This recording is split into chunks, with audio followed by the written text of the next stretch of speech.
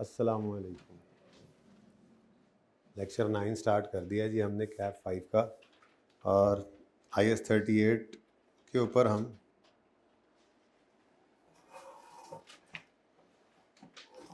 एक घंटा लगा लेते हैं, तकरीबन 1 घंटा सवा घंटा जितना लगता है। उसके बाद फिर इंशाल्लाह IS 41 की बुनियाद आज डाल देंगे, ठीक है।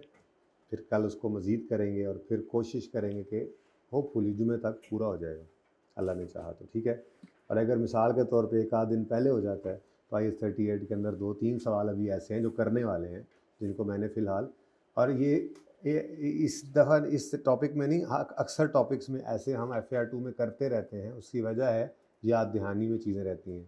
यही अगला टॉपिक चल रहा होगा और किसी दिन ऐसे IS 38 करेंगे तो फिर वो रिवाइज़ होता है। ऐसे इससे आगे चल जाते हैं, जब IFRS 16 के सवाल छोड़ देते हैं, बड़े स्टैंडर्ड जो हैं, लीज का सवाल 2-3 छोड़ दिए, चलते चलते महीने बाद चलो जी एक सवाल वो कर लिया, तो ये थोड़ा सा ये तरतीब हमारी रहेगी। खैर, आ जाइए जी ज़रा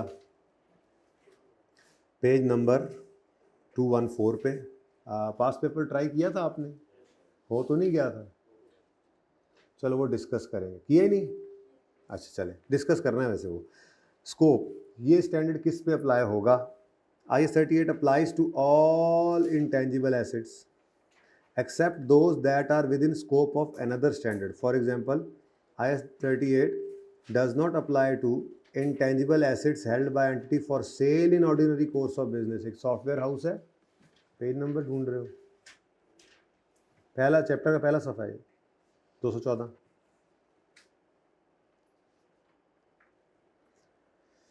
जी, सारे इंटेंजिबल्स पे IS 38 लगेगा एक्सेप्ट उन पर जिन पर कोई और स्टैंडर्ड लगता है। जैसे कोई सॉफ्टवेयर हाउस है, उसने सॉफ्टवेयर एप्लीकेशंस जिस तरह कोई चीज़ें बनाकर रखी हुई हैं जिनको वो सेल करते हैं, तो ये उनके लिए यूज़ होने वाला एसेट तो नहीं है, बल्कि ये तो उन्होंने एज एन इन्वेंट्री कीप किया हुआ है। तो इन्वेंट्री पर तो IS 2 लगता है, तो IS 2 जिस पे लगेगा उस पर IS 38 नहीं लगेगा। तो ये इसने एक्सेप्शंस दे दी। IS 38 जिन पर नहीं लगता, कहा सब इंटेंजिबल्स पे लगेगा सिवाय इनके कि जो for sale in ordinary course of business entity ने रखे हुए हैं, या डेफर्ड टैक्स एसेट है, क्या होता है IS 12 में पढ़ेंगे, या इंटेंजिबल एसेट लीज पर हमने ले लिए, इस पे लीजेस का स्टैंडर्ड लगेगा। ये सब हमने पढ़ने हैं ना अभी स्टैंडर्ड, ठीक है। फाइनेंशियल एसेट्स IFRS 10 ये है इसका आपकी कंसोलिडेशन का स्टैंडर्ड है। IS 28 भी आपकी कंसोलिडेशन में एसोसिएट का स्टैंडर्ड है।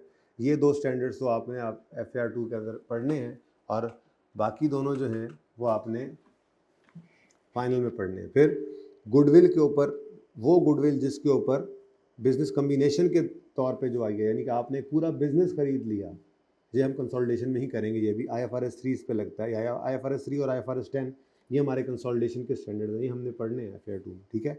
या assets arising from contract with customers IFRS 15, तो ये सारे स्टैंडर्ड्स हमारे जिनको मैंने हाईलाइट किया ये हम पढ़ेंगे, ठीक है। तो फिलहाल जितना आपका का नॉलेज है उसके हिसाब से आपको सिर्फ इसका पता है, ठीक है, ओके। चल, अच्छा, डेफिनेशंस आपको पढ़ा दी थी, ये असल में बाद में चैप्टर यहाँ डाला था, तो ये सारा कुछ किया हुआ है, कोई मसला इसमें है तो बता दें।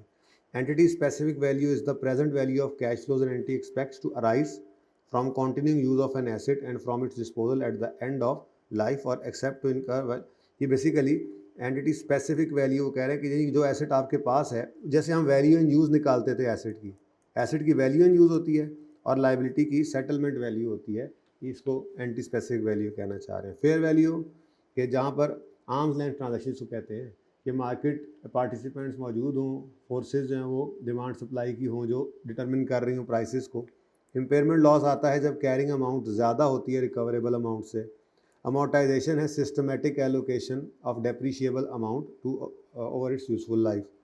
रेजुअल वैल्यू अब पढ़ लिया, इंटेंजिबल की जो है वो एस्टिमेटेड अमाउंट है कि entity would currently obtain from disposal of asset after deducting.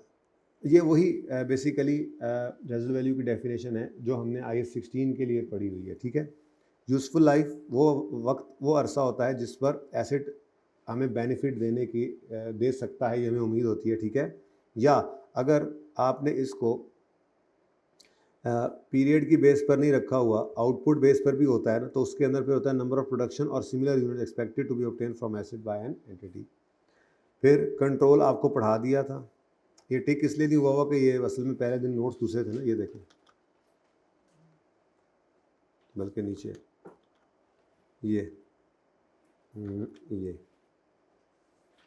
ये आपको बस ये 2-3 नहीं पढ़े हुए थे, ठीक है। तो ये सारी कहानी हम कर चुके हैं।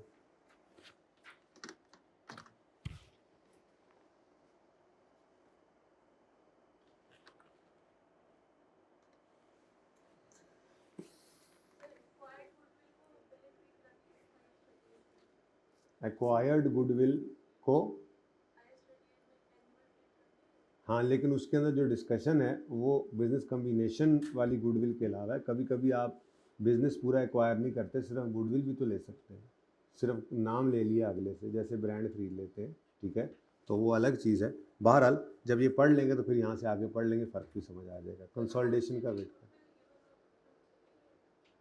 क्वेश्चन में गुडविल गिवन होगी ही नहीं आपको, एक्वायर्ड गुडविल में भी किसी सवाल में हो, वरना नॉर्मली होती ही बिजनेस कम्बिनेशन वाली सवालों के अंदर है, जो कंसोलिडेटेड फाइनेंशियल स्टेटमेंट्स के अंदर हम बना रहे होंगे।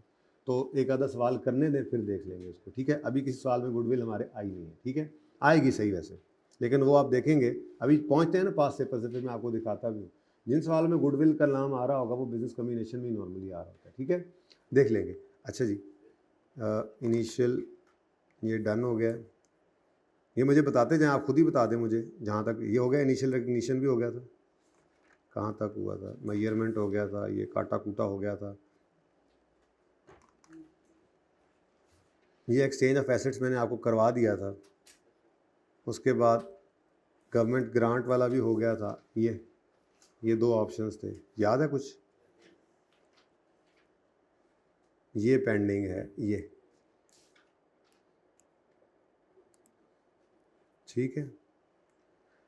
इंटेंजिबल भी बिजनेस कम्बिनेशन के अंदर एक्वायर होता है, सिर्फ गुडविल तो नहीं ना होती, और भी इंटेंजिबल्स होते हैं जो हम बिजनेस कम्बिनेशन में जितने भी, जैसे मिसाल के तौर पे कस्टमर लिस्ट है या ब्रांड है, जो इंटरनली जनरेटेड भी होंगे तो वो जिसको खरीदने गए हैं उसकी किताबों में रिकॉर्डेड नहीं होंगे, लेकिन जब हम उसको जाकर खरीदेंगे तो ये सारे के सारे हमारे लिए इंटेंजिबल बनेंगे, पर वक्त आने पर, अभी नहीं।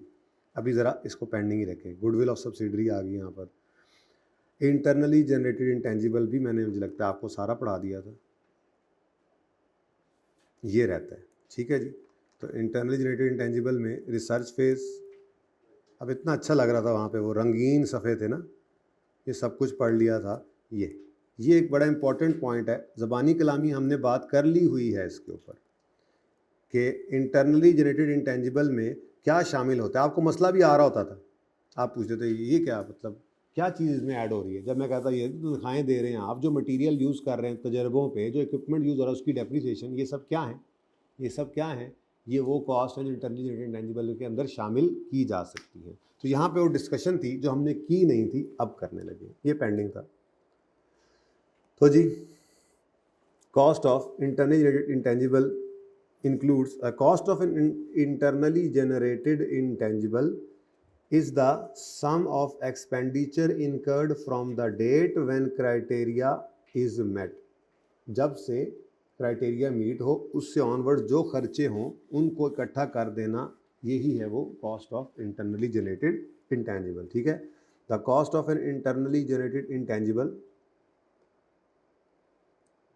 असल में तो कहानी यहाँ शुरू हो रही है, ठीक है। Cost of an internally generated intangible comprises all directly attributable costs necessary to create, produce, prepare the asset to be capable of operating in the manner intended by management। वही पुरानी बात जो आपने IAS 16 के अंदर पढ़ी है, ठीक है, कि इसके अंदर सारी डायरेक्टली एट्रीब्यूटेबल कॉस्ट्स होनी चाहिए जो कि आपकी मैनेजमेंट की इंटेंडेड कंडीशन और लोकेशन तक लाने के लिए उस एसेट को जो है वो इनकर हो, ठीक है। जिसके अंदर एग्जांपल्स के तौर पे जी एग्जांपल्स हैं, cost of material and services used और कंज्यूम्ड इन जनरेटिंग इंटेंजिबल। क्या जी, आप तजर्बा कर रहे हैं तो कॉस्ट ऑफ मटेरियल लग रही है ना, जो मटेरियल आप लाकर आप पिज़्ज़ा नई नस्ल का कोई नई फ्लेवर का कोई चीज़ बनाने लगे हैं तो आप उसके अंदर इंग्रेडिएंट्स तो डालेंगे ना, वो इंग्रेडिएंट ही क्या है, वो आपका मटेरियल है जो यूज़ हो रहा है। फिर जो लोग बैठे हैं ऊपर, शेफ़ कुक वगैरह या जो साइंसदान बिठाए हुए हैं आपने, उन साइंसदानों को आप क्या कर रहे हैं, सर्विसेज, कोई कंसल्टेंट बिठाया हुआ, सर्विसेज के अगेंस्ट आप पैसे दे रहे हैं। तो कॉस्ट ऑफ मटेरियल या सर्विसेज जो यूज या कंज्यूम हो in generating the intangible, cost of employ benefit, ठीक है, अराइजिंग फ्रॉम जनरेशन ऑफ, वही मतलब अगर सर्विसेज में नॉर्मली यूँ कहा जाता है कि किसी कंसल्टेंट को आपने बुला के सर्विसेज ली और उसको पैसे दे दिए, और एम्प्लॉय बेनिफिट ये कि आपने साइंसदान अपने रखे हुए सैलरी के ऊपर, मतलब जो इंटेंजिबल पे काम कर रहे हैं लोग, ठीक है। फिर जब इंटेंजिबल बन जाए तो fee to register a legal right, ये भी क्या है, उसी इंटेंजिबल की कॉस्ट का पार्ट। जैसे आप टेस्ट रन की कॉस्ट को पार्ट बनाते हैं, बिल्कुल ऐसे ही जब इंटेंजिबल बन जाए तो उसको रजिस्टर करने की कॉस्ट भी उसी इंटेंजिबल की कॉस्ट का पार्ट बनाते हैं। Amortisation of patent and licences that are used to generate intangible, example हमने की है टेंजिबल्स की, लेकिन यहाँ पर उसने इंटेंजिबल की बात की। हमने एग्जांपल देखी थी कि इक्विपमेंट यूज़ हो रहा है अगर इंटेंजिबल के बनाने में, तो इक्विपमेंट की डेप्रीसिएशन इस इंटेंजिबल की कॉस्ट में शामिल होगी। अगर कोई इंटेंजिबल बनाने के लिए कोई दूसरा इंटेंजिबल इस्तेमाल हो रहा है, जैसे आप वैक्सीन बना रहे हैं और कोई सॉफ्टवेयर आपका जो है वो उसके अंदर इस्तेमाल हो रहा है बड़ा ज़बरदस्त किस्म का, जो आपने बड़ा महंगा बनवाया है, तो उस सॉफ्टवेयर की जो अमोर्टाइजेशन है उतने अरसे की जितना अरसा अच्छी वाली डेवलपमेंट चल रही है आपकी इस फार्मूला की क्रिएशन की, वो इसके अंदर ऐड कर देंगे। तो चाहे आपका टेंजिबल यूज़ हो चाहे इनटेंजिबल यूज़ हो, अगर वो यूज़ हो रहा है इन कंस्ट्रक्शन या क्रिएशन ऑफ नया इंटेंजिबल, तो उतने अरसे की कॉस्ट, जब जब कैपिटलाइजेशन क्राइटेरिया मीट हुआ हो तो उतने अरसे की डेफिनेशन को कॉस्ट का पार्ट बनाएंगे, ठीक है। लेकिन जो चीज़ें नहीं हैं components of cost of internal asset, वो क्या हैं, वो क्या हैं जी, following are not component of cost, ठीक है। और ये क्या थे जी, examples of directly attributable cost, तो जो हैं वो ये आ गए, और जो नहीं हैं वो क्या है जी, सेलिंग, एडमिन, अदर ओवरहेड्स। लेकिन अगर ये सेलिंग, एडमिन या अदर ओवरहेड, जनरल ओवरहेड जो हैं, ये अगर डायरेक्टली एट्रीब्यूटेबल हो जाएं तो फिर उनको ऐड करते हैं। इस सवालों में चूंकि हम पहले कर रहे हैं, अब बस कार्रवाई प्रोग्राम चल रहा है कि यार ये हमने कर लिया हुआ है, ठीक है ना, तो ये हमने पहले ही डिसाइड कर लिया था, सवालों में देखा था कि चाहे जनरल ओवरहेड्स हैं, ठीक है, अगर वो डायरेक्टली एट्रीब्यूटेबल हो जाएं यानी इसकी वजह से हैं, तो हमने इनको भी ऐड कर देना, ठीक है, नॉर्मली, जनरली नहीं, ठीक है। उसके बाद अच्छा ये तो हो गया ना जी, selling, admin, unless directly attributed, ठीक है जी। अच्छा, उसके बाद इनएफिशिएंसीज और initial operating losses before asset achieves planned, भाई ये तो वही वाली बात है, ठीक है, जो आपने I-16 के अंदर पढ़ी थी। ऐसे ही इंटेंजिबल भी है I-38 में भी, कि आपने फार्मूला बना लिया वो जो अजीबो गरीब किस्म की बेवरेज का, ठीक है, बदजायका सी है वो, अभी लोगों को उसके फ़वाइद का नहीं पता, तो इनिशियली आप बना तो रहे हैं लेकिन अभी आपको ऑपरेटिंग लॉसेज आ रहे हैं, यानी आपका खर्चा हो रहा है लेट्स से ₹1,00,000 और आपको अभी रेवेन्यू अर्न हो रहा है ₹70,000, तो ये ₹30,000 का इनिशियली आपको ऑपरेटिंग लॉस आ रहा है। तो स्टैंडर्ड कहता है ये ऑपरेटिंग लॉस P&L के अंदर जाता है हमेशा, ये कभी भी प्रॉफिट एंड लॉस के अंदर, ये एसिडी कॉस्ट के अंदर ऐड नहीं करते। बिल्कुल ऐसे ही जैसे I-16 में हमने कहा था कि उसमें भी इनिशियल ऑपरेटिंग लॉसेज को एसिडी कॉस्ट में ऐड नहीं करते थे, ठीक है। और ट्रेनिंग स्टाफ, ठीक है, स्टाफ को ट्रेन करना, क्यों, कि वो ऑपरेट कर सकें एसेट को, ये भी एसेट की कॉस्ट का पार्ट, इंटेंजिबल कॉस्ट का पार्ट नहीं बनाना, ठीक है। अच्छा, उसके बाद ये भी हम पढ़ चुके हैं, जिनको रिकॉर्ड करने की ही प्रोहिबिशन कर दी। I-38 प्रोहिबिट्स, ये मैं जुमला लिखवाया करता था, याद है, I-38 prohibits recording of following internally generated items, ठीक है, goodwill, brand, masthead, publishing title, customer list, ठीक है जी। अच्छा जी, उसके बाद expenditure on internally generated brands, mastheads, publishing titles, customer list and item similar can not be distinguish from cost of developing the business as a whole. कहता है कि यार असल में ना मुश्किल है, इनको अलग करना मुश्किल है। बिजनेस को अच्छे तरीके से रन कर रहे थे, कॉस्ट इनकर हो रही थी, वो अच्छे तरीके से रन करने के चक्कर में ही आपका ब्रांड डेवलप हो गया ना, लोग तभी तो आपकी तारीफ करने लग गए। आप असल में तो बस क्वालिटी देना चाह रहे थे, कस्टमर सेटिस्फाई करना चाह रहे थे, ओवरऑल बिजनेस को अच्छा करने के लिए आप कोशिशें कर रहे थे और कॉस्ट इनकर हो रही थी, और उसी के अंदर ही आपकी गुडविल बनती जा रही है, आपका ब्रांड बनता जा रहा है। आपकी कस्टमर लिस्ट भी उसी चक्कर में, आप तो अपने कस्टमर्स को आफ्टर सेल सर्विस देना चाह रहे हैं, उनको डिस्काउंट देते हैं, बहुत सारी चीज़ें उनको ऑफर करते हैं, उनको अपनी कस्टमर लिस्ट इसलिए तैयार कर रहे हैं। अब कर तो आप अपने करंट बिजनेस के लिए रहे थे, वो बीच में एक काम हो गया, तो इसलिए वो जैसे मैंने कहा था, वो कहता है कि इनको ज़रा मुश्किल है अलग करना। अच्छा, अब अगर वो अलग कर भी दे तो मैंने आपको कहा क्योंकि स्टैंडर्ड ने आप स्पेसिफिकली इसको प्रोहिबिट कर दिया तो आपने कैपिटलाइज नहीं करना। अच्छा जी, ओके, नेक्स्ट है therefore such items are not recognized as an intangible. Next, note for student, any of these items would be recorded if they are purchased separately. बताया हुआ पहले, ठीक है, टेबल में पढ़ा था। अच्छा, internally generated goodwill is not recorded as an asset because it is not identifiable resource, that is it is not separable nor does it arise from। देखो बड़ा मुश्किल होता है असल में ना, अलग से गुडविल मतलब कोशिश भी कर लेना तो यूँ हो नहीं सकता। अलग से गुडविल कैसे, मतलब गुडविल मैं चला गया गोगा नकीबिया मुर्ग चने पे, मैंने उसे कहा यार अपनी गुडविल मुझे बेच दो, तो बाद में फिर उसके पास क्या रह जाना, टीन डब्बा। आप समझ रहे ना, ठीक है। तो नॉर्मली गुडविल सेपरेबल है ही नहीं, इसीलिए मैं आपको कह रहा हूँ कि ये जब हम पूरा बिजनेस एक्वायर करते हैं ना तो उसके अंदर ये गुडविल आ जाती है। तो अभी सवालों के अंदर हम देखेंगे जाएंगे ना, तो जितने सवालों में 2-3 में गुडविल का लफ्ज नजर आएगा वो सवाल ही कंसोलिडेटेड फाइनेंशियल स्टेटमेंट्स का होगा। अभी दिखाता हूँ, ठीक है, करेंगे कोई एक आधा एप्पल वाला सवाल कर लेते होते हैं हम कंसोलिडेशन से पहले, बाकी फिर जब कंसोलिडेशन कर लेते हैं तो IAS 38 में फिर उस वक्त भी वापस आते हैं।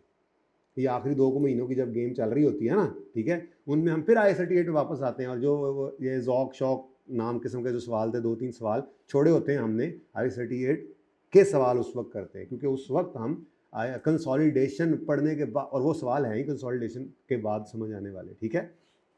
तो internally goodwill is not recorded as an asset because it is not identifiable resource, that is it is not separable nor does it arise from contractual और लीगल। भाई सेपरेबल होने, आइडेंटिफिएबल होने की 2 ही तरीके थे, या तो बिजनेस से अलग होकर बिक जाए या वो लीगल या कॉन्ट्रेक्चुअल राइट हो। गुडविल तो दोनों ही नहीं है, जब दोनों नहीं है तो आइडेंटिफिएबल नहीं है तो इंटेंजिबल नहीं है, इंटरनली जनरेटेड है तो इंटेंजिबल नहीं है। लेकिन ये अगली बात पहले ही कर चुके, अगर इसको खरीद ले तो। अब गुडविल खरीदने का तरीका क्या होता है, पूरा बिजनेस ही हम खरीद लेते हैं जाकर। हम गोगे को जाकर कहते हैं भाई तुम जाओ अब घर आराम करो, बहुत तुमने अब बिजनेस कर लिया, आज से हम ये बिजनेस, आज जो है वो सीए मुर्ग चने ने गोगा नकीबिया मुर्ग चने को एक्वायर कर लिया, पेरेंट कंपनी सीए मुर्ग चने बन जाएगी और सब्सिडरी होगी गोगा नकीबिया मुर्ग चने। तो जब वो पेरेंट बनेगा, एक्वायर करेगा उसको, तो वो सिर्फ इसके 3 डब्बे के एसेट्स लाइबिलिटीज़ के पैसे नेट वगैरह यानी कि सिर्फ टेंजिबल्स के पैसे नहीं देंगे, बल्कि नाम के भी पैसे उसको देकर ही उससे हम बिजनेस खरीद सकते हैं, वहाँ पे गुडविल राइज होगी, ठीक है। तो goodwill, internet goodwill is not recorded as an asset because it is not identifiable controlled by the entity that can be measured reliably at cost, ठीक है जी। तो जब फिर वो बिजनेस बेचता है ना, तो फिर हम अंदाज़ा लगाते हैं, हम देखते हैं, हम कहते हैं यार इसके नेट एसेट्स जो हैं, नेट एसेट मतलब एसेट्स में से लाइबिलिटीज़ लेस कर दें, तो ये बनते हैं 150 रुपये के, और हमसे मांग रहा है ये 500 रुपये इस बिज़नेस के, और ले देके को 450 में बात तय हो गई, तो 450 रुपये दिए 150 वाली चीज़ों के, तो 300 ऊपर किस लिए दी? ये गुडविल ऐसे निकला करेगी, इंशाल्लाह निकलेगी, अभी नहीं फिर कभी, ठीक है। ओके, जाग रहे हैं? अच्छा, difference between fair value of an anti and carrying amount, fair value of anti and carrying amount it's identifiable net asset. अब बात वही हो रही है, अच्छा मैं पहले कर गया इत्तेफाक से, असल में कंसोलिडेशन में सब करना है हमने, इसलिए मैं तो दिल कर रहा था कि इसको पेंडिंग करने। खैर, at any time may capture a range of factors that affect fair value, however such differences do not represent cost of intangible। छोड़ें इसको तो ठीक है, बाकी अच्छे से समझ आएगी इंशाल्लाह कंसोलिडेशन के वक्त। Points to remember, very important points हैं ये। Expenditure on an intangible item that was initially recorded as expense shall not be recognised as part of intangible at a later stage. बताया था आपको? नहीं बताया था? नहीं बताया था? ऐसे ना करो, लिखा नहीं था, मेरी गलती ये है, वरना मैं सबूत के तौर पे लिख लेता हूँ चीज़ें। मैंने आपको ये बताया था कि अगर मिसाल के तौर पे आपका एक इंटरनली जनरेटेड इंटेंजिबल था, 6 क्राइटेरिया मीट हो गया, अब आप क्या कर रहे हैं, खर्चों को, जो भी खर्चे हो रहे हैं, कैपिटलाइज। तो जहन में आ सकता है कि जब एक बार अब ये होने लग गया कैपिटलाइज, यानी एसेट बनना शुरू हो गया, तो रिसर्च भी तो इसी की थी, बुरी डेवलपमेंट भी तो इसी की थी, तो क्यों ना उनको हम इंटेंजिबल की कॉस्ट का पार्ट बना लें, तो स्टैंडर्ड ने इससे मना कर दिया हुआ। ठीक है, स्टैंडर्ड कहता है कि आपने लेटर स्टेज पे जो एक बार एक्सपेंस हो गया, चाहे वो रिसर्च था चाहे वो बुरी डेवलपमेंट थी, अब वो दोबारा कैपिटलाइज लेटर स्टेज पर नहीं कर सकते हम। ठीक है, ओके। नेक्स्ट IS 23 सवाल में भी था, है ना। IS 23 also applies for internally dated intangibles. क्या मतलब जब टेंजिबल 6-8 महीने में बनता था, जैसे बिल्डिंग आप बना रहे हैं तो लोन लेकर बनाई और उस लोन पे इंटरेस्ट दिया, तो एक खास मुद्दत का इंटरेस्ट एसेट की कॉस्ट में ऐड होता था, तो क्या इंटेंजिबल बनाते हुए 6-8 महीने लग रहे हों और उसके खर्चों के लिए लोन लें और उस पर इंटरेस्ट दें, तो क्या उसी खास अरसे का इंटरेस्ट इस इंटेंजिबल की कॉस्ट का पार्ट नहीं बन सकता? बनेगा। यही वो कह रहा है कि जैसे टेंजिबल के लिए IS 23 अप्लाई होता था, बिल्कुल वैसे ही इंटेंजिबल के लिए भी IS 23 अप्लाई होगा। IS 23 मारने लग गए।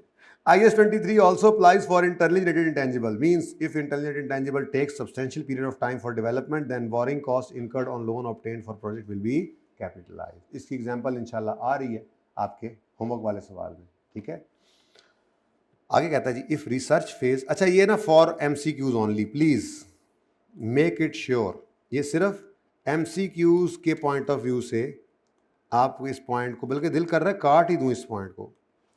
कहता है अगर रिसर्च फेज डेवलपमेंट फेज से डिस्टिंग्विश नहीं कर पा रहे आप, तो उसको क्या कर लो। ठीक है, हाँ वो अलग बात है, मैंने क्या कहा, डेवलपमेंट शुरू है और पता नहीं लग रहा कि कब शुरू हुआ है अच्छी वाली, तो फिर क्या करो, डेवलपमेंट स्टार्ट से ही अच्छी अज्यूम करो। लेकिन रिसर्च और डेवलपमेंट की एग्जांपल्स तो अलग अलग है ना, तो ये आपकी ज़िंदगी के लिए, प्रैक्टिकल लाइफ के लिए ये स्टैंडर्ड की गाइडेंस है कि कभी आप बैठे हो अपनी ऑर्गेनाइजेशन के अंदर और आपके पास कोई इंटरनली इंटेंजिबल चल रहा हो, बन रहा हो, और उसमें कोई ऐसी कॉस्ट आ जाए जिसको आप नहीं डिस्टिंग्विश कर पा रहे कि रिसर्च है या डेवलपमेंट, तो ऐसी सूरत में आपके लिए प्रैक्टिकल लाइफ में स्टैंडर्ड ने ये आपको सहूलत दी कि उसको क्या कर लेना, उसको रिसर्च कर लेना। ठीक है, यानी एक्सपेंस आउट कर देना। और MCQs के लिए ये पॉइंट याद रखना, पर्चे में नहीं ये करना, पर्चे में आपको नहीं समझ आ रही तो मतलब ਤੁਹਾਡੀ कमजोरी है, तुसी ध्यान नाल पढ़ के नहीं गए, एग्जाम्पल्स को ध्यान से नहीं पढ़ने वाले को भी तो नहीं समझ आएगी कि रिसर्च है या डेवलपमेंट। क्या ख्याल है? वो तो आप प्रैक्टिकल लाइफ में तो आपकी टेबल के ऊपर ये चार चीज़ें पड़ी होती हैं, आपके पास IFRS जो है वो आपकी किताब, वो आपके टेबल में मौजूद होते हैं, आपके पास टैक्स ऑर्डिनेंस पड़ा होता है, आपके पास कंपनीज ऑर्डिनेंस पड़ा होता है, और आपके पास ऑडिटिंग स्टैंडर्ड्स पड़े होते हैं। ये 4 किताबें आपके पास होती हैं, आपको याद करने की जरूरत नहीं होती है। आपको जो चीज़, हाँ ये पता हो कि क्या चीज़ कहाँ है, यूज़ करना तो आता ही होता है, वो पढ़ के ही आता है ना यूज़ करना।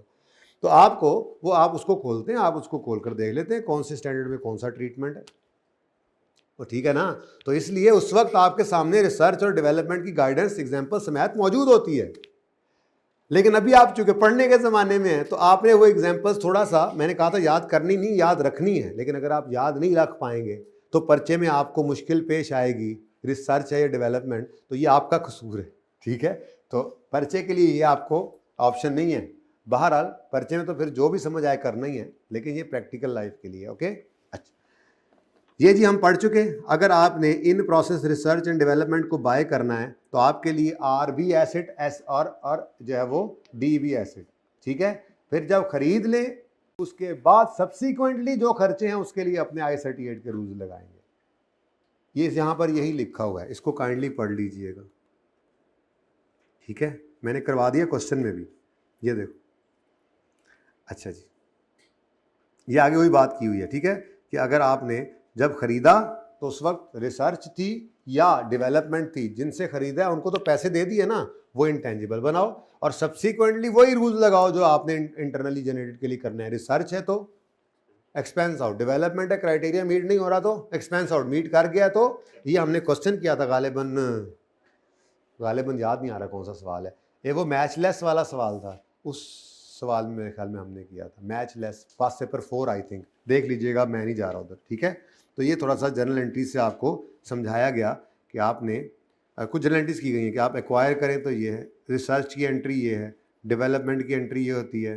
ठीक है जी, अगर वो क्राइटेरिया मीट ना करे तो, और जब मीट कर जाए तो डेवलपमेंट एसेट यानी कि इंटेंजिबल बना लेते हैं हम। ठीक है जी, फिर in process research and development लिया तो R&D एसेट यानी वो ही हम इसको क्या कहते हैं, इंटेंजिबल बना लो। उसके बाद फिर transfer of development asset to intangible, यानी कि वो इन प्रोग्रेस है ना, ये असल basically capital work in progress इसको हम लिख रहे थे, ये वो कह रहे हैं डेवलपमेंट डेवलपमेंट डेवलपमेंट, ठीक है।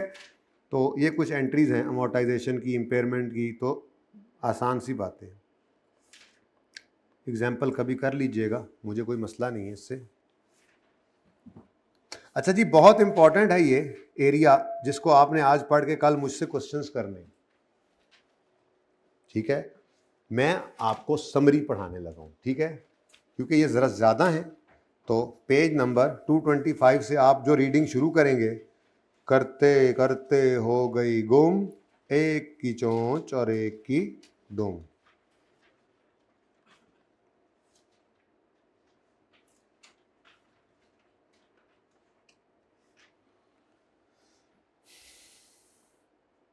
अच्छा ये आपने बस यहाँ तक पढ़ना है,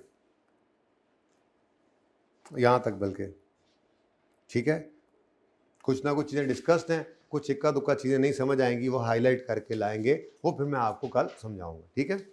अच्छा भाई, सब्सीक्वेंट एक्सपेंडिचर के बारे में आपने पढ़ रखा होगा IS 16 में कि अगर वो रेवेन्यू नेचर का एक्सपेंस, रेवेन्यू नेचर की का खर्चा है, कॉस्ट है, ठीक है, तो उसको क्या करेंगे, एक्सपेंस आउट। जैसे रिपेयर वगैरह होती थी, और अगर वो कैपिटलाइज यानी वो अपग्रेड टाइप चीज़ है तो उसको क्या कर देते थे, कैपिटलाइज। यहाँ पे भी वैसा ही है।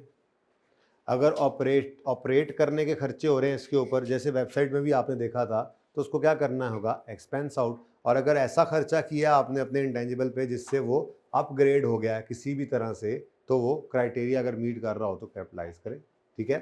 तो subsequent expenditure is only capitalize if it can be measured and attributed to an asset and enhances value of asset. सिर्फ तब आप कैपिटलाइज करेंगे जब वो लाइक अपग्रेड हो, एनहेंस कर दे एसेट को, ठीक है।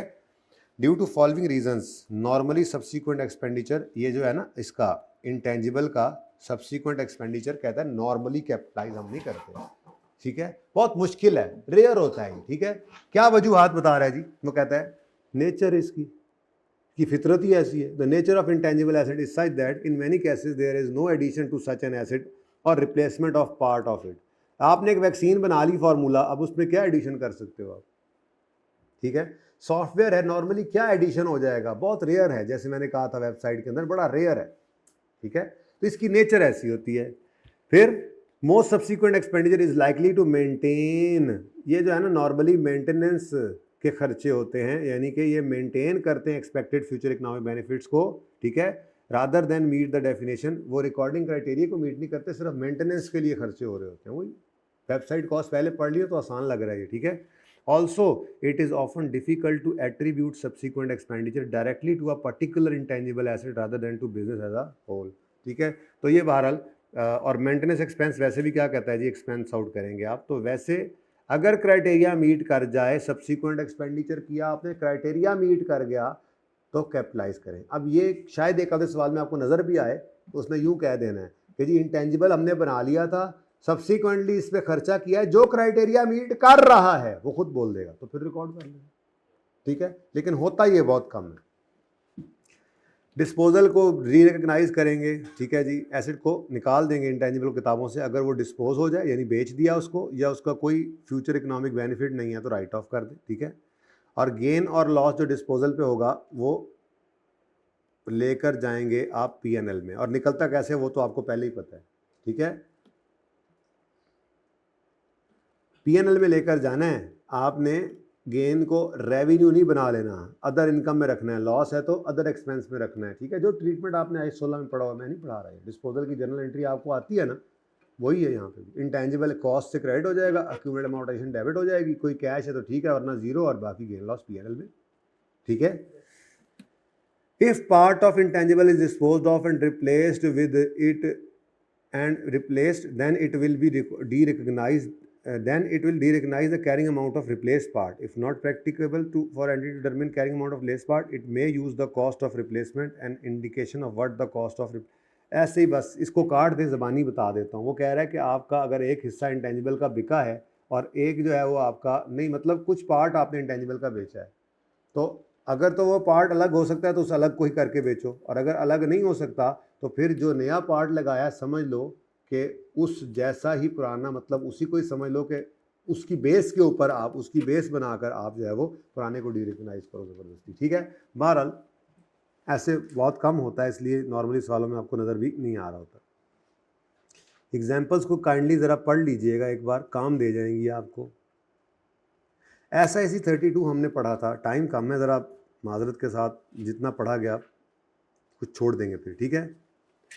मैंने आपको ये बताया था कि एक्सटर्नल एक्सेस वाली तो एक्सपेंस आउट करेंगे अगर सिर्फ एडवर्टीजमेंट के लिए, और अगर ऑनलाइन सेल भी करते हैं तो कैपिटलाइज कर देंगे, जबकि इंटरनल एक्सेस वाली तो कैपिटलाइज ही होगी, ठीक है। इंटरनल किसको एडवर्टीजमेंट करेंगे हम?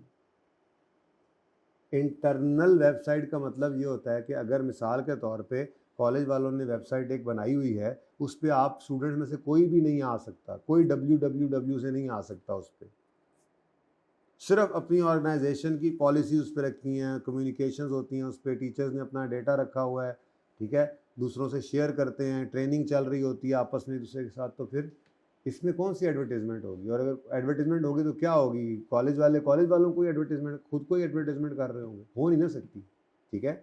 ये बेसिकली आपका जैसे इंट्रानेट टाइप चीज़ होती है, ठीक है ना, ये आपका बिल्कुल आपकी ऑर्गेनाइजेशन के अंदर अंदर रहते हुए ये यूज़ हो सकती है, बाहर कोई बंदा इधर आ नहीं सकता, ठीक है। इशू क्या है, क्यों बाइजन की जरूरत पड़ी थी? असल में वो ये कहना चाह रहे हैं issues are whether website is an intangible, क्या ये इंटेंजिबल है भी सही या नहीं, सवाल पैदा हुआ। फिर अप्रोप्रिएट अकाउंटिंग ट्रीटमेट बता दें इस खर्चे का। तो ये सवाल जब पैदा हुए, वेबसाइट से आना शुरू हुई, तो फिर ये क्लैरिफिकेशन आई थी।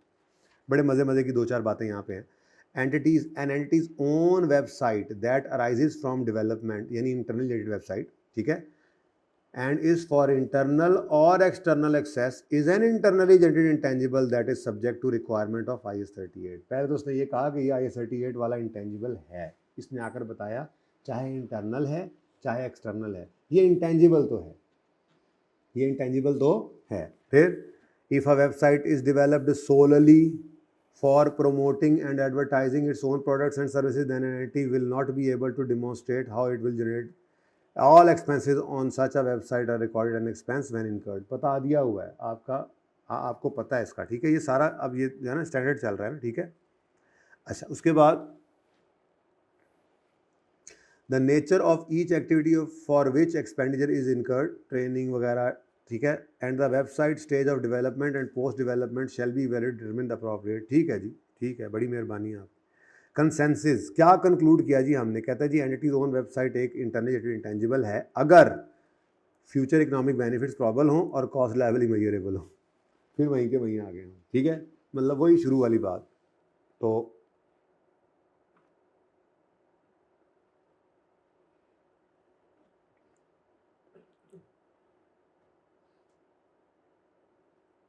बड़ा माल है, कोई नहीं, मैं स्कोर देख रहा हूँ, अगर कोई अच्छी खबर होगी तो आप लोगों को बता दूंगा, बंदे की नज़र पड़ जाती है ना नोटिफिकेशन। कोई अच्छी खबर नहीं है आपके लिए फ़िलहाल, वाहिद अच्छी खबर ये है कि आप पढ़ रहे हैं, आप अपनी मंजिल की तरफ खरामा बढ़ रहे हैं, मंजिल बहुत करीब है। किस किस के ये आखिरी, इंशाल्लाह जो पेपर दिया अल्लाह ने किया पास हो जाएंगे, किस किस के ये आखिरी पेपर है, इसके बाद कैफ हो जाएगा, तो मंजिल तो सामने खड़ी है, तो खरामा मंजिल की तरफ चल रहे हैं ना, बस आपके लिए यही अच्छी खबर है, इधर कोई अच्छी खबर नहीं है। अच्छा जी, यूजफुल लाइफ, बड़ी ही इंटरेस्टिंग लाइन स्टैंडर्ड ने इसने SIC 32 में लिखी गई कि कहता है जी जितनी मर्जी रख लो पर मेरा मशवरा थोड़ी ही हो, ठीक है, पढ़ो जरा। Best estimate of websites useful life should be, कहता है जितना मर्जी रखो, पर असल में ना इसकी नेचर ऐसी है, इतना तेजी से इवॉल्व हो रही है चीज़ें कि कहता है कि यार ये जो भी हो कम से कम हो, बस कम से कम हो, बेहतर वही है, ठीक है। 2-3 साल के अंदर हर चीज़ ही बदल जाती है, तो आप कैसे कह सकते हैं आपको एक वेबसाइट अगले 50 साल तक फ़ायदा देती रहेगी, 20 साल तक देगी, ऐसा नहीं होता। बहरहाल सोच समझ के रखना, डेमोन्स्ट्रेट कर सको तो ज़्यादा रख लो, लेकिन मशवरा यही है कि जो भी हो ज़रा कम हो तो बेहतर है, ठीक है। SIC does not apply, SIC 32 does not apply to purchasing, developing and operating hardware। परचेजना, डेवलपना खुद, या ऑपरेटना किसको? हार्डवेयर को। भाई हार्डवेयर पे तो IS 16 लगता है, को मसला? अब बोलो कितने सवाल किए, वेब सर्वर खरीदते थे तो वेब सर्वर को हम क्या कहते थे, ओ नहीं नहीं जी ये तो IS 16 के अंदर फेंक दो, PPE है। तो कह रहा है SSC 32 इस पर नहीं लगता, खरीदने पर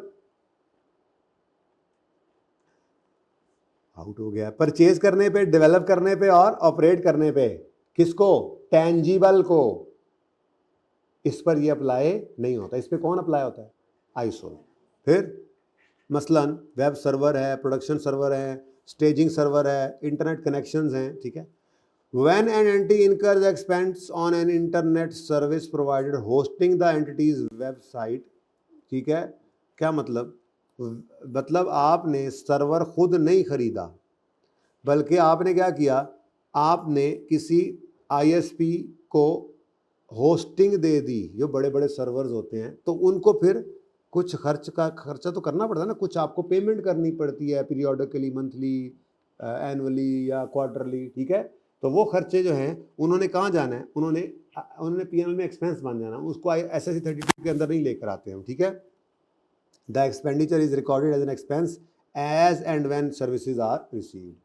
हाँ, वो वाली बात ज़हन में रखनी है, अगर अगले 1 साल के पैसे इकट्ठे दे दिए और अभी सिर्फ 8 महीने, सवाल किया था ना, 8 महीने गुजरे हैं तो प्री पेमेंट वाला कॉन्सेप्ट आएगा। अच्छा, द डेवलपमेंट और operation of a website for sale, ये तो IS 2 लगेगा इस पर, ठीक है। IS 2 लगेगा जब तक अनबिक्ड हो, और जब बिक रही हो तो IFRS 15 सेल का स्टैंडर्ड है, रेवेन्यू का स्टैंडर्ड है, ठीक है। और lease that is accounted for in ordinance, यानी कि इन स्टैंडर्ड्स, अगर मिसाल के तौर पे आपका कोई एसेट है जो आपने लीज पर लिया, वो इंटेंजिबल है, तो उस पर IFRS 16 लगेगा, SSC 32 नहीं लगेगा, ठीक है ना जी। तो नहीं, IS 38 में नहीं इस्तेमाल हो रहा, ऑर्गेनाइजेशन में इस्तेमाल हो रहा है, इंटेंजिबल पर इस्तेमाल हो रहा है, मतलब इंटेंजिबल की, हाँ। तो अगर वो डायरेक्टली एट्रीब्यूटेबल हो तो फिर ऐड कर लेना, ना हो तो एडमिन का खर्चा है। चलें आगे, ये आप पढ़ चुके हैं बेटा, होता है ना, जैसे मिसाल के तौर पे आपके बड़े बड़े महंगे आजकल तो ये इक्विपमेंट आ गए हैं, तो इंटरनेट आपने लगवाया हुआ है, मिसाल के तौर पे आपने इक्विपमेंट ₹1,00,000 का लगवाया है और वो 2-3 साल बाद बदलना है, तो आप आज तो ₹1,00,000 एक्सपेंस आउट नहीं करते, आप उसको कैपिटलाइज करेंगे और 3 साल पे उस इक्विपमेंट को डेप्रिशिएट। कंप्यूटर भी तो आपका एसेट है, कंप्यूटर जिस पे सॉफ्टवेयर आप चला रहे हैं वो हार्डवेयर भी तो आपका, वो भी डेप्रिशिएट होता है। ऐसे ही ये बेसिकली इंटरनेट कनेक्शन जो है ये कुछ कॉस्ट लेकर लगाया जाता है, उसका कुछ इक्विपमेंट भी होता है, मॉडेम वगैरह कुछ सिस्टम आके इंस्टॉल करते हैं, तो उसकी बात ही कर रहे हैं, तो उस पर आप IS 16 लगाएंगे, ठीक है। तो नहीं होगी तो फिर क्या एक्सपेंस आउट कर देना यार, एक्सपेंस भी तो किसी अमाउंट से ही करोगे, ठीक है, अंदाजा से तो नहीं करोगे। वैसे रिलायबली मेजर होता है, बिल भेजते हैं अगला, हर एक चीज़ अलग अलग लिखी होती है, आपसे पैसे लेते हैं, वो कैसे रिलायबली मेजरेबल नहीं होगा। नहीं, वो तो बात, वो तो अलग बात है, ये बात अलग है कि आपने नेट लगवाया है तो ये आपका, अगर इसके ऊपर आपने खर्चा किया है तो कैपिटलाइज करेंगे, अगर ये काफ़ी अरसे फ़ायदा देगा और अच्छी खासी कॉस्ट है। अगर इमटेरियल कॉस्ट है तो क्या वो कहते हैं ना कील काबला, तो वैसे ही एक्सपेंस आउट कर देते हैं हम, ठीक है। तो ये तो बात है कि इसका क्या करना है, वो यूज़ फिर हो रहा है, वो भाई ने सवाल किया तो मैंने कहा था अगर यूज़ हो रहा है आप बता सकते हैं कि कितना यूज़ हुआ, इसमें से कितने MBs आपके इंटेंजिबल में, अगर डायरेक्टली एट्रीब्यूट कर सकते हैं कि इसकी वजह से ये हुआ है, तो उसको फिर आप कैपिटलाइज भी कर सकते हैं। जी वही वाली बात है कि अगर वो सिर्फ इसी के लिए इस्तेमाल हो रहा है, और वो हमने एक, किसने सवाल किया, हाँ, हमने एक क्या कहते हैं ना उसको, ये क्या कहते हैं, अकेला जो होता है डेडिकेटेड, हमने एक सिस्टम लगाया हुआ है जिसमें सिर्फ हम साइंसदानों को जो है ना कहते हैं तजर्बे करने के लिए इस्तेमाल करो, एक बड़ा तेज़ किस्म का हमने डेडिकेटेड एक जो है वो नेट दिया हुआ है। अब ये नेट जब भी कोई प्रोजेक्ट चलता है तो उस पर इस्तेमाल होता है, वरना नहीं होता। तो ये वही वाला इक्विपमेंट बन जाएगा ना बेटा जो हमने सवाल के अंदर किया था, ठीक है, कि जितना अरसा वेला पड़ा हुआ है, डेप्शन तो हो रही है, एक्सपेंस होती रहेगी, प्रोजेक्ट शुरू हो गया रिसर्च के दौर में, वह एक्सपेंस है सब कुछ, तो ये भी एक्सपेंस होती रहेगी। डेवलपमेंट अच्छी शुरू हो गई तो सब कुछ एसेट, तो इसकी डेप्शन भी एसेट, वही वाला इक्विपमेंट बन जाएगा, ठीक है। कंपेयर कर लिया करो चीज़ों को, ऐसे फ़ायदा होगा, क्योंकि अब दो चीज़ें मैंने बता दी, पर्चे में को तीसरी आ जाए, तो इसलिए थोड़ा सा रिलेट करना सीखना चाहिए हमें, ठीक है। ये सफ़ा पढ़ लिया था हमने, यही तो पढ़ा था। डिस्क्लोजर्स की अब हिम्मत नहीं रही मेरे अंदर, तो मेरा तो गला अब दर्द करने लग चुका है, ठीक है। तो डिस्क्लोजर्स हम इंशाल्लाह पढ़ेंगे कल, ठीक है जी। क्वेश्चन यार, जो आपने मुलाजिम रखे हुए हैं वो आपके पास पर्सोनल हैं। कौन से पर्सोनल हैं जी? एडमिन पर्सोनल हो सकते हैं, सेल्स पर्सोनल हो सकते हैं, बंदे उनको जो कॉस्ट पे करते हैं। और जी वैसे यार अंग्रेजी जो मैं गूगल कर लिया करो ना यार, मैं अकाउंटिंग पढ़ाने आता हूँ, मैं अंग्रेजी पढ़ाने आता हूँ। क्वेश्चन में लिखा हुआ तो मैं क्या करूँ, अंग्रेजी का मसला, मैं अंग्रेजी भी सिखाऊँ तुम्हें, ABCD भी सिखाऊँ? हाँ अच्छा, क्लास के बाद पूछ लेना प्रैक्टिस क्वेश्चन का सवाल। एक मुझे बस एक थोड़ी सी हिम्मत करके ना ये समरी बस मुझे पढ़ाने दो, आखिरी, ये आखिरी थ्योरी का कोई सफ़ा है, उसके बाद बस बाकी फिर कल। मुझे पता है आज ज़्यादा हो गया, असल में टॉपिक एंड हो गया ना, रमज़ान का महीना था तो ज़रा थ्योरी से वैसे बचते रहे कि बच्चों को नींदों ना आए तो वो इकट्ठी होगी, वरना तो थोड़ी थोड़ी करके हम ये साथ साथ हर रोज़ पढ़ते रहते, ठीक है ना। तो कोई नहीं, आज थोड़ा सा बस ये आखिरी सफ़ा छोटा सा देखो, आपको थोड़ी सी बात वो जो मैंने कही है ना कि पढ़ के आनी है वो 2-3 सफ़े, उसके अंदर थोड़ी सी हेल्प मिलेगी, ये उसी की समरी है सारी, वो जो 2-3 सफ़े आपको मैंने कहा है ना रीड करके आइएगा, ठीक है। तो ये ज़रा मैं आपको पढ़ा दूँ। आपके पास सब्सिक्वेंट मेजरमेंट पे चॉइस है, कॉस्ट मॉडल भी लगा सकते हो, रिवर्सन मॉडल भी, लेकिन रियल से तब लगता है जब an active market cannot exist for brands, newspaper, masthead, music and film publishing rights, patents, because each such asset is unique। बड़ी इंपॉर्टेंट बात कहते हैं कि इनकी मार्केट कैसे हो सकती है। मार्केट तो होमोजीनियस प्रोडक्ट्स की होती है, मिलती जुलती चीज़ों की होती है, ठीक है। आपका पब्लिशिंग टाइटल है, आपकी कोई न्यूज़पेपर, वो अपना नाम है, आपका ब्रांड है, ये कैसे आप मार्केट में जाकर ट्रेड कर सकते हैं? तो आपके पास कोई बंदा आएगा, बारगेन करेगा और ले जाएगा, ठीक है। जितनी जिसकी बारगेनिंग पावर ज़्यादा होगी वो उतना उसको जो है वो जीत लेगा उस, ठीक है। तो इसकी मार्केट, वो कहता है एक्टिव मार्केट इनकी नहीं हो सकती, important point. Next, if for a revalued asset later on active market is not available, then keep at, ये मैंने पढ़ाया था लेकिन वहाँ पे क्लियर नहीं लिखा होता, then keep at last revalued amount less accumulated amortization and impairment। The fact that active market is not available now may indicate testing it for impairment। Active market नहीं रही तो भाई टेस्ट लगा लो impairment। और if later on market available हो जाए दोबारा से, we will again switch to revaluation model। मजबूरी में हम इसीलिए कॉस्ट पे नहीं लेकर गए, लास्ट रीवैल्यूड अमाउंट पर रखा। देखो ना, आपने I-16 में देखा था, हमने एसेट खरीदा 2010 में, 2012 के अंदर उसको रीवैल्यू कर लिया, कॉस्ट की कंपैरिजन से कर लिया ना, रीवैल्यूड अमाउंट पे ले आए। अब उसके बाद अगले 5 साल जरूरत महसूस नहीं हुई तो वो रीवैल्यूड अमाउंट लेस एक्यूमुलेशन पे आता रहा। ऐसे ही है, 5वें साल के बाद 6ठे साल फिर जरूरत पड़ गई, तो ये वही करने की कोशिश की गई है कि असल में इनकी एक्टिव मार्केट का बड़ा मसला है, टेंजिबल्स में इतना मसला होता नहीं है, तो इसमें मसला है ना ज़रा। तो इन्होंने क्या कहा कि यार देखो, आप ये एक्टिव मार्केट एग्जिस्ट करती थी, आप रिवैल्यूड मॉडल पे चले गए, आते आते ख़त्म हो गई, एक्टिव मार्केट नहीं रही, तो जो आखिरी रिवैल्यूड अमाउंट उसी पे रखो, और फिर जब दोबारा कभी आ जाए तो दोबारा फिर स्विच कर दो रिवैल्यूएशन पे। तो ऐसे ही होगा जैसे आपने ज़रा लंबे अरसे के बाद रिवैल्यूएशन दोबारा की है, कुछ नया नहीं होगा ना, ठीक है। नेक्स्ट, कितने अरसे बाद रिवैल्यूएशन करनी चाहिए? अगेन मिलता जुलता, IS-16 से मिलता जुलता कॉन्सेप्ट। इधर ना देखो, मुझे बताओ जी, कितने अरसे, कितने बार? हर साल करनी चाहिए, हर 2 साल बाद करनी चाहिए, हर 5 साल बाद, जो आपने पॉलिसी में लिखा होगा वो, है ना। ये भी नहीं, ये भी नहीं, ये भी नहीं। आपको IS-16 के अंदर भी पढ़ाया जाता है, FAR-1 का कॉन्सेप्ट है, यहाँ दोबारा पढ़ाया जा रहा है, फ्रीक्वेंसी ऑफ रिवैल्यूएशन, कि कितना फ्रीक्वेंटली रिवैल्यू करें। तो इसके बारे में स्टैंडर्ड्स की गाइडेंस ये है कि चूंकि आपका ये दावा है, रिवैल्यूएशन मॉडल का मतलब क्या है कि हमारे बैलेंस शीट के अंदर हमारे एसेट्स फेयर वैल्यू पर नजर आ रहे हैं, ऐसा ही है ना, रिवैल्यूएशन मॉडल का ही मतलब है ना। अब स्टैंडर्ड यहाँ कहते हैं, आपका दावा है कि हमारे एसेट्स फेयर वैल्यू के करीब हैं रिवैल्यूएशन मॉडल में, तो आपने इसको इंश्योर भी करना है कि वो करीब ही हो। हर साल ज़रूरी नहीं है। मिसाल के तौर पे आपकी एक प्रॉपर्टी ऐसी जगह पे है जहाँ पे बहुत थोड़ा एप्रिसिएशन आता है हर साल, जैसे जहाँ फैसल टाउन में आप बैठे हैं, यहाँ पे प्रॉपर्टीज़ के अंदर कितना को रेज आ जाता है हर साल? बहुत थोड़ा, बहुत थोड़ा, ठीक है, क्योंकि ये मेच्योर प्रॉपर्टीज़ हैं, मेच्योर प्रॉपर्टीज़ हैं, इनकी वैल्यूज़ बढ़ चुकी हैं, तो बहुत थोड़ा एप्रिसिएशन आता है हर साल।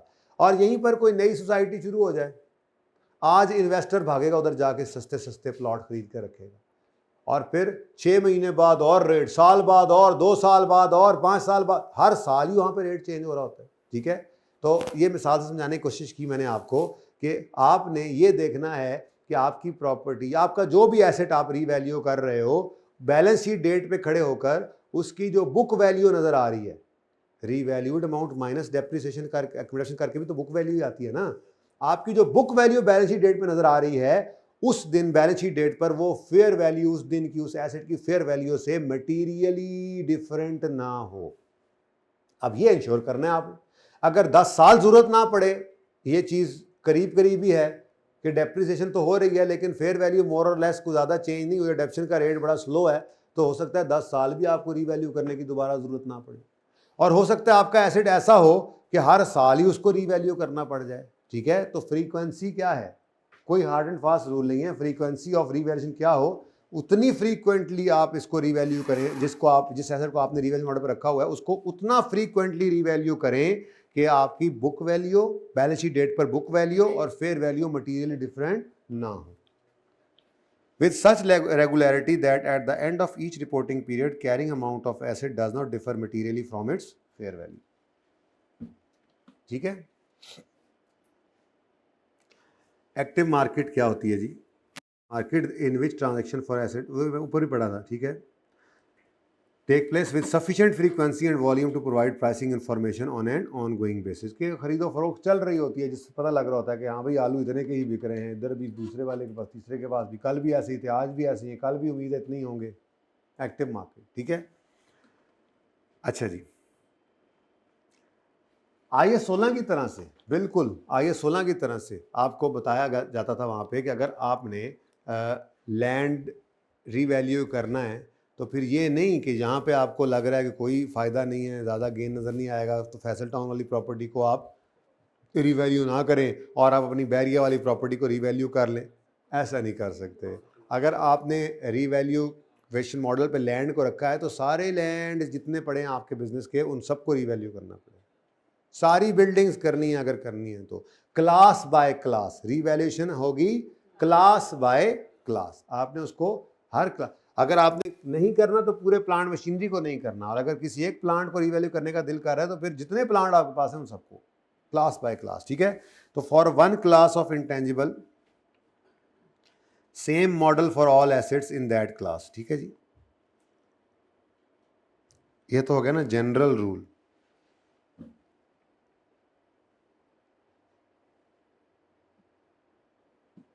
अच्छा, अब चूंकि ये इंटेंजिबल है ना, थोड़ी सी एक्सेप्शन मिली, समझिएगा ज़रा। मिसाल के तौर पे आपके पास कुछ ब्रांड्स हैं। ठीक है जी, brand A, brand B, brand C. ठीक है जी, और ये 3 ब्रांड्स आपके पास पड़े हैं। उसके बाद आपके पास कुछ लाइसेंसेस हैं, 1 लाइसेंस, 2 लाइसेंस, 3। ठीक है जी, उसके बाद कुछ सॉफ्टवेयर भी हैं आपके पास। सॉफ्टवेयर जो हैं वो मिसाल के तौर पे हैं अलिफ, बे, जीम। ये डिफरेंट आपके पास 3 क्लासेस हैं जनाब आपके पास। ठीक है जी, आपके इंटेंजिबल्स की 3 क्लासेस हैं। ठीक है जी, हमने डिसाइड किया कि ब्रांड्स को तो हम रखेंगे कॉस्ट पर। ठीक है जी, तो फिर ये ए हो चाहे बी हो चाहे सी हो, ये सारे ब्रांड्स ही किस पर होंगे? हाँ, खरीदे होंगे। इंटरनली जनरेटेड तो रिकॉर्ड ही नहीं ना होता। तो आपने सारी क्लास, इस पूरे डिब्बे को ही या तो कॉस्ट मॉडल पे रखना है। ठीक है, आपने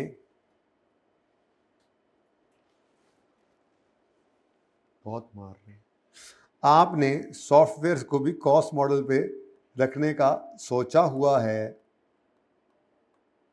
ठीक है, तो सारों को ही कॉस्ट पे रखना है। आप कहते हैं जी लाइसेंसेस को भी हम नहीं, एक तो कर लो, लाइसेंसेस को हम क्या करेंगे? रीवैल्यूएशन मॉडल पे रखेंगे। ठीक है, अब यहां पे एक मसला आया, ये जो लाइसेंस नंबर 2 है ना जी, इसकी एक्टिव मार्केट एग्जिस्ट नहीं करती। ये शायद जो है वो फिशिंग लाइसेंस है, इसकी कोई एक्टिव मार्केट एग्जिस्ट नहीं करती यहाँ पे। अब तो फिर सारी क्लास कॉस्ट पे आएगी।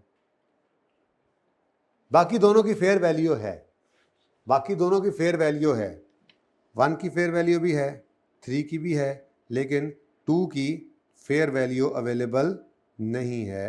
Active market does not exist.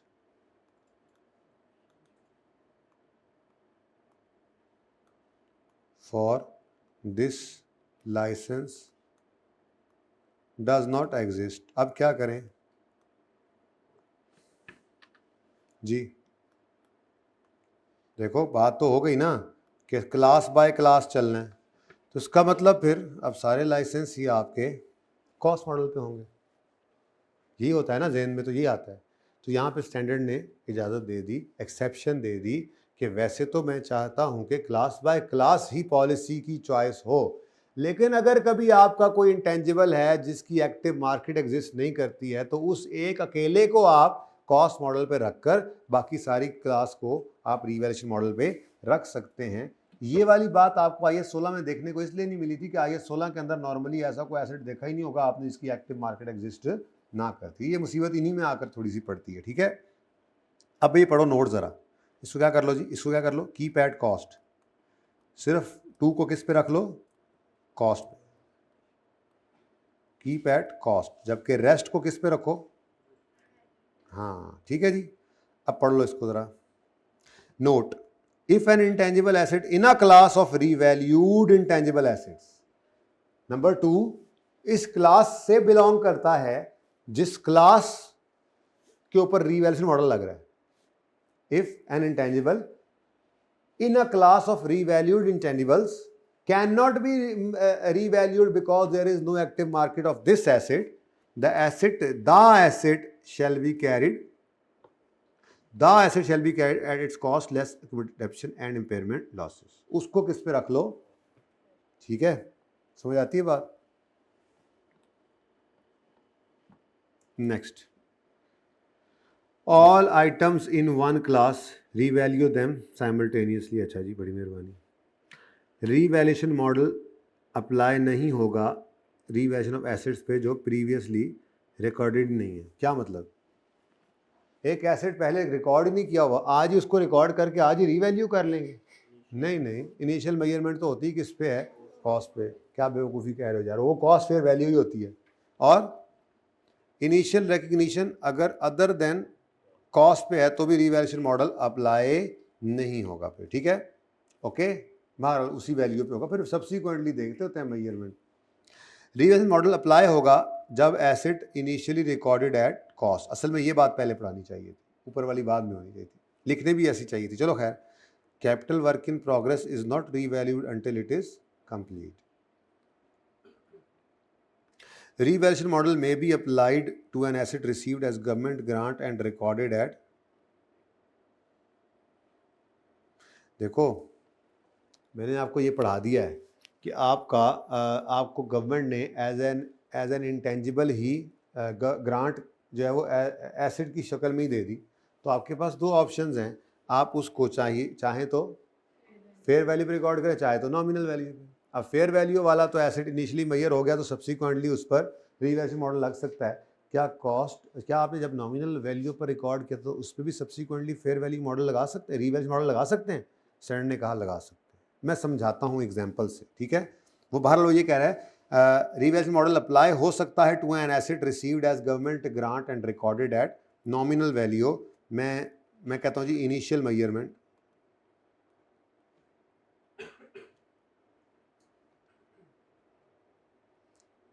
उस्ताद जी बहुत मारा है उन्होंने। कौन कौन मेरे साथ और स्कोर देख रहा है, और कौन कौन है मरीज़ मेरी तरह?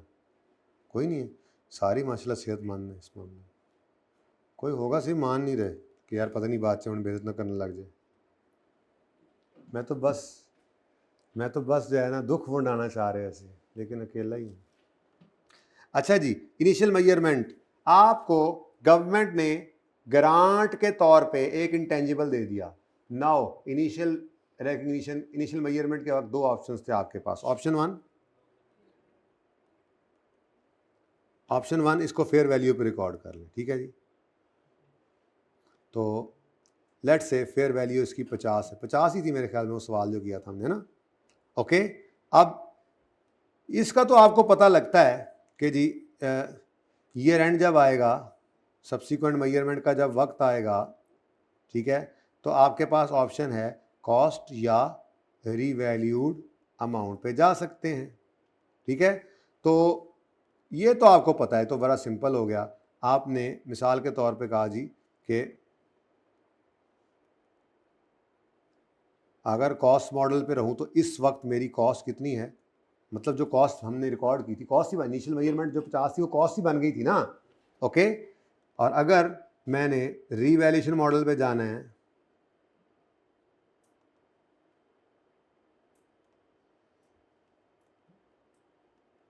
अगर मैंने रीवैल्यूएशन मॉडल पे जाना है तो आज इसकी रीवैल्यूड अमाउंट कितनी है जी, 85। अब इस 50 को लेकर कॉस्ट पर ही रखना चाहे तो रखें, ईयर एंड पे नजर आएगा 50 माइनस अक्यूमुलेटेड अमोर्टाइजेशन इस दिन तक की, ईयर एंड तक की, ठीक है, यानी बुक वैल्यू पे आ जाएगा।